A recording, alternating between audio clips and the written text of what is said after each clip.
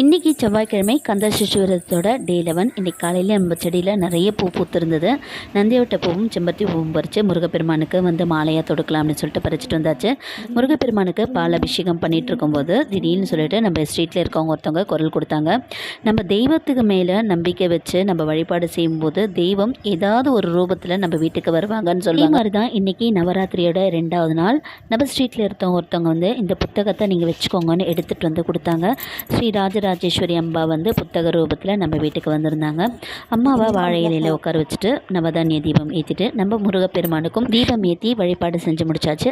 நம்ம ஊர் கோவில் அம்மனுக்கு வந்து நெய்வேத்தியம் சேமியா மாதிரி தாளித்து கொடுத்துட்டேன். அண்டு நம்ம ஊர் கோவிலில் முருகப்பெருமானுக்கு சரவண கப கோலம் போட்டுட்டு 6 வெற்றிலை தீபம் ஏற்றி இன்றைக்கி அவருக்கு செம்பருத்தி பூவை வந்து மாலையாக தொடுத்து போட்டாச்சு. இன்றைக்கி அமாவாசை முடிந்து 3ஆம் நாள். இந்த புரட்டாசி மாதம் 3ஆம் பிறை பார்க்கறது ரொம்பவே நல்லது. பார்த்து பலனடைங்க. நன்றி, வணக்கம்.